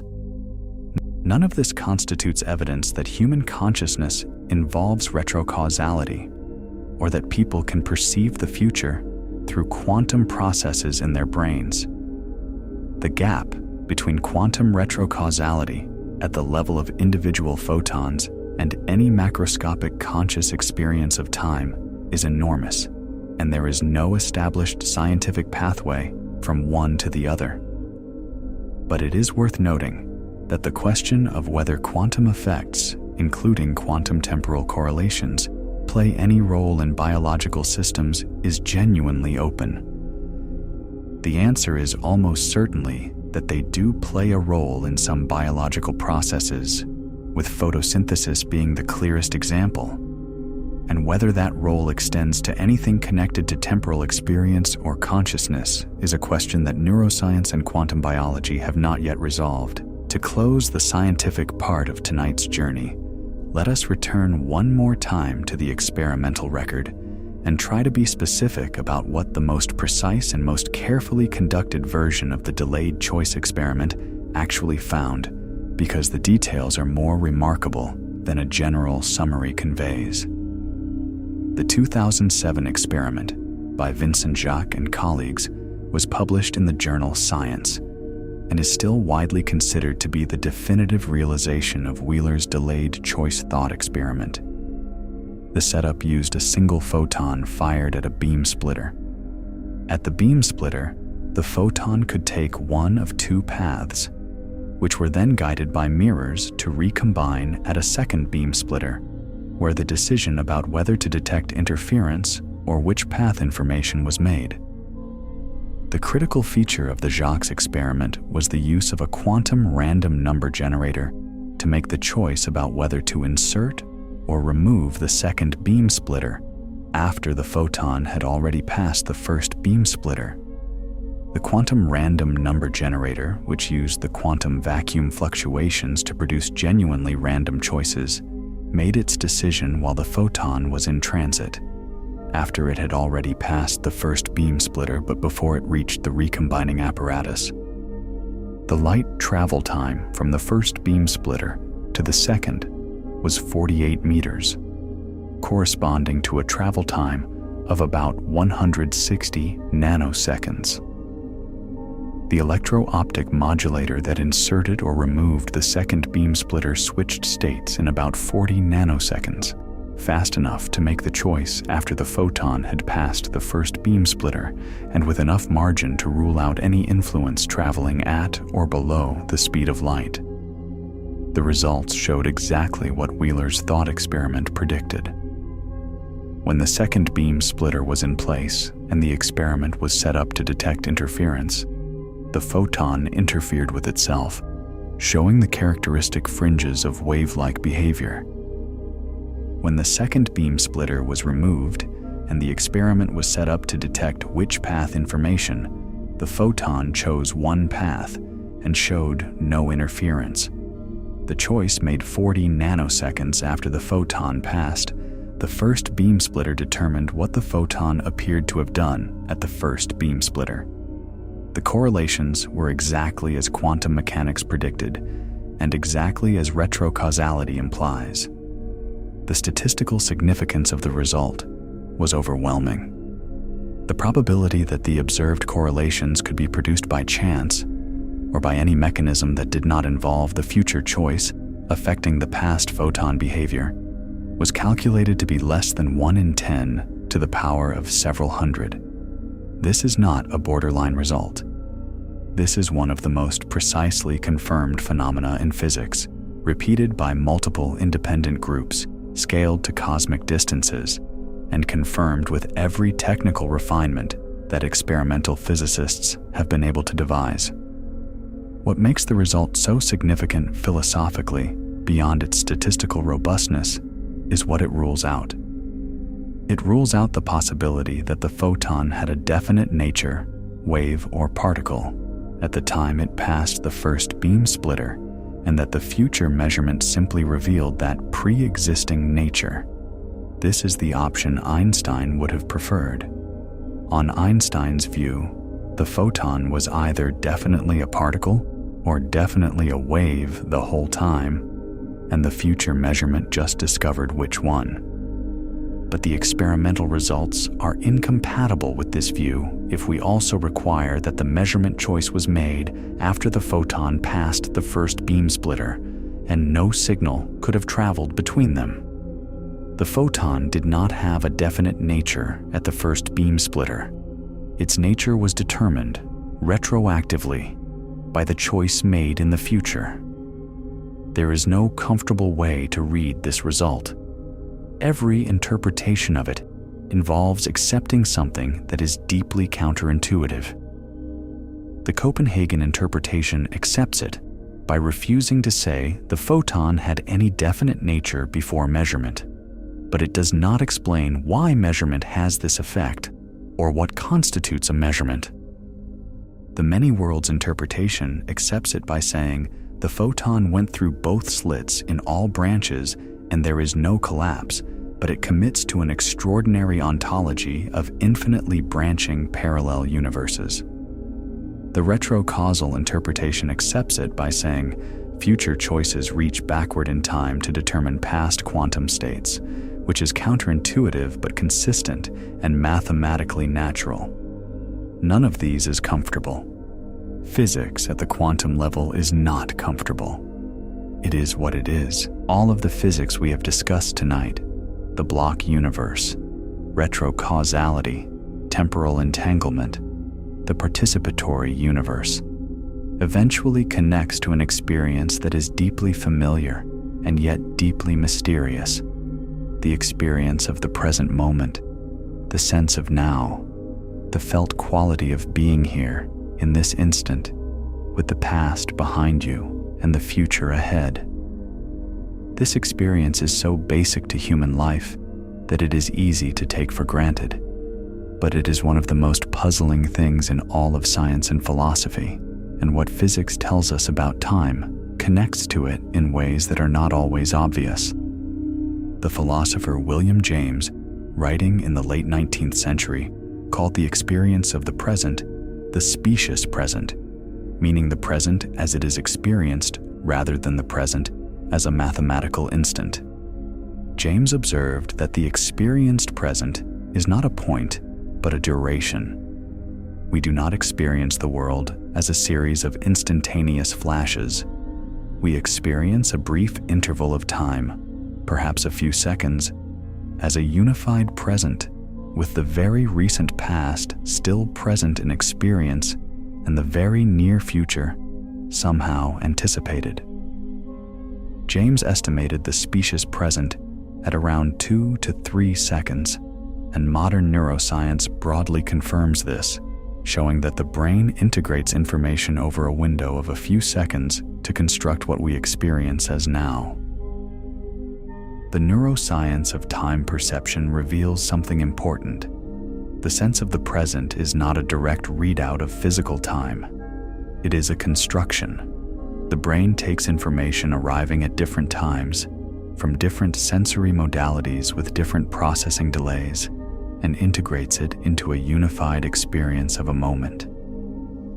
Visual information is processed more slowly than auditory information, which is more slowly than some tactile information.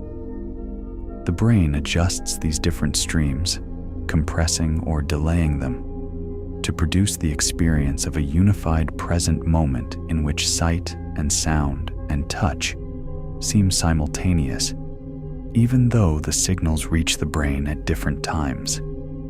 What this means is that the present moment as you experience it is always, in a physical sense, slightly in the past. The neural signals that produce your current experience were generated a fraction of a second ago. The photons that produced your current visual experience left their sources fractions of a second or longer ago. Your experience of now is a reconstruction from information that is already history by the time it reaches consciousness. The present moment is not a knife edge of physical time. It is a smear of processed information, a construction that the brain assembles from recent signals and presents as the immediate experience of now. In the block universe, this experiential present is a moving window through the four-dimensional space-time structure. The window is not objectively special. There is nothing in the physical structure of the block that marks your current moment as the present, and the moments before and after as past and future. The distinction between past, present, and future is perspectival. It is determined by where you are in the block and the direction in which your consciousness is moving through it, which is determined by the thermodynamic arrow of entropy increase. If retrocausality is a feature of the block, then your experienced present moment is being shaped not only by the causal influences flowing forward from your past, but also, in a subtle quantum mechanical way, by the causal influences flowing backward from your future. The quantum states that produce the neural activity that produces your current experience are not determined solely by what happened before. They are also constrained in a way that is too small and too fast to be consciously detectable by what will happen after. Your present moment is, in the smallest and most quantum mechanical sense, a meeting point of past and future influences. There is something quietly beautiful about that. In the middle of the night when sleep is coming, you are not just the product of what has already happened to you. You are, in the most literal physical sense that quantum mechanics allows, also the product of what will happen. The you that will exist tomorrow is already, through the web of quantum correlations that span time, participating in shaping the you that exists tonight. Not through any mystical mechanism, not through any violation of physics, but through the simple, elegant, experimentally confirmed fact that in quantum mechanics, the future reaches backward to co-author the present, in the same way that the present reaches forward to co-author the future. Because in the block universe, the past and the future are both there, both real, both contributing to what is happening right now. Before we move into the closing reflection, let us draw together the central discoveries we have made tonight, organized not as a lecture, but as a set of things the universe has revealed about itself through patient and precise experimental investigation. The first discovery is that the fundamental laws of physics are time-symmetric. Newton's equations, Maxwell's equations, Schrödinger's equation, and the equations of quantum field theory all work equally well whether you run time forward or backward. The asymmetry of time that we experience in daily life, the apparent irreversibility of events, the arrow that points from past to future, is not built into the fundamental laws. It emerges from thermodynamics and from the specific initial conditions of our universe. The second discovery is that in Einstein's relativity, the past and future are equally real components of a four-dimensional space-time block. There is no absolute present. There is no fact about which events are happening now that all observers agree on. Every event in the universe's history, past, present, and future, is equally present in the structure of the space-time block. The third discovery is Wheeler's delayed choice result. In quantum mechanics, future measurement choices retroactively determine the quantum behavior of particles at past locations.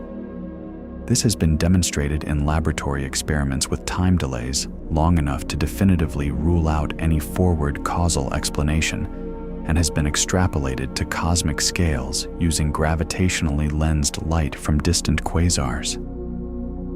The fourth discovery is the quantum eraser. The which path information in a double-slit type experiment can be retroactively erased, causing an interference pattern to appear in the past data that corresponds to the erased information. The erasure happens after the relevant particles have already been detected, and the pattern in the past data depends on a future choice. The fifth discovery is temporal entanglement. Quantum systems can be entangled across time as well as across space. Particles that never coexisted can be quantum correlated, with measurement outcomes at one time correlated with measurement outcomes at another time in ways that cannot be explained by any local forward causal mechanism. The sixth discovery is indefinite causal order. Quantum systems can be put into superpositions of different causal orderings, And this indefinite causal order is a physical resource that can be used to perform tasks that are impossible with any fixed causal structure. The causal order of events is not always definite in quantum mechanics. The seventh discovery is the retrocausal interpretation of Bell's theorem. Bell's theorem proves that the universe is not locally realistic. The retrocausal interpretation shows that you can preserve both locality and realism, the features Einstein cared about, if you give up the independence assumption, meaning, if you allow future measurement choices to retrocausally influence the past quantum states at the source. This is not the only possible response to Bell's theorem, but it is a self-consistent one that takes the time-symmetric mathematics of physics seriously. These 7 discoveries, taken together, paint a picture of a universe whose relationship with time is far more complex, far more symmetric, and far more strange than either classical physics or everyday intuition suggests. The future is real. The past is still being shaped. The present is where they meet. Tonight, we have traveled through one of the strangest corners of modern physics. We started with Newton's river of time, absolute and uniform and flowing in one direction, and ended somewhere very different. We have seen that the fundamental laws of physics are time-symmetric, that they carry no built-in preference for the direction in which time flows. We have seen that Einstein's relativity makes the future as real as the past in the block universe, a 4-dimensional structure in which every event from the Big Bang to the end of time is equally present. We have seen that John Wheeler, one of the great physicists of the 20th century, proposed a thought experiment that asked what would happen if the choice to observe a particle's behavior was made after the particle had already done what it was going to do. And we have seen that when that experiment was actually performed, the answer was stranger than almost anyone expected. The future choice changed the past behavior.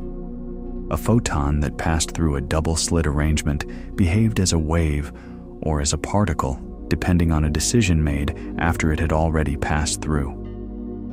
At timescales too long to be explained by any forward causal signal, at distances spanning fiber optic cables and eventually spanning billions of light years of cosmic space, the pattern holds. Future observation participates in determining past quantum states. The data is clear, reproducible, and accepted. We have seen the quantum eraser go further still, showing that past quantum events can be retroactively modified depending on whether which path information about them is preserved or erased in the future. We have seen temporal entanglement connecting photons that never coexisted across a gap in time. We have seen Aharonov's two-state vector formalism describe quantum states as determined simultaneously by past and future boundary conditions. We have seen Kramer's transactional interpretation use backward-traveling advanced waves to provide a physically consistent account of all these phenomena, treating retrocausality not as an anomaly, but as the mechanism by which quantum transactions are completed across time. We have seen Bell's theorem and its experimental confirmation prove that the universe is not locally realistic, and we have seen that retrocausality is one of the clean and consistent ways to respond to that proof. We have seen the arrow of time traced back to thermodynamics and the low-entropy Big Bang, rather than to any fundamental asymmetry in the laws of physics. We have seen quantum gravity research suggest that causal structure itself may be quantum mechanical and indefinite at the deepest level. And we have sat with the question of what this means for the present moment you are living right now. If the block universe is real, the present is fixed in the same sense that the past is fixed, not because it was forced by prior causes, but because it is part of a self-consistent, 4-dimensional whole that simply is what it is. If retrocausality is real, the present is not only the consequence of the past, but also, in a small and quantum mechanical way, the consequence of the future that has not yet arrived, but that already exists in the block, already sending its influence backward through the medium of quantum possibilities to help determine what is happening right now. That is a quiet and extraordinary thing to carry into sleep. The universe does not simply build itself moment by moment from past to future. The universe is coherent across all of time simultaneously. The choices that will be made tomorrow exist in some quantum sense tonight. The light that left stars millions of years ago has not yet decided, in any fully definite sense, what it was doing until someone here and now makes a choice about how to observe it. The past is real, and the future is real, and the present is the place where both of them meet, where the forward causal influences from the past and the retrocausal influences from the future converge to produce the specific, unrepeatable, exactly what it is moment that you are experiencing right now. There is something unusually peaceful about that, once you stop reaching for it and simply let it sit there. The universe is not racing toward a future that has not yet been decided. It is already, in some sense, complete. Every moment of your life is already there in the block. The light of every star you will ever see has already, in the four-dimensional sense, been observed by you. The physics experiment that proved the future already happened did not prove something alien to the universe. It found the universe behaving, at its smallest and most honest scale, exactly the way a timeless and self-consistent whole would behave. Everything that will happen has, in the most fundamental physical sense, already happened. And you are right now part of the evidence. Sleep well.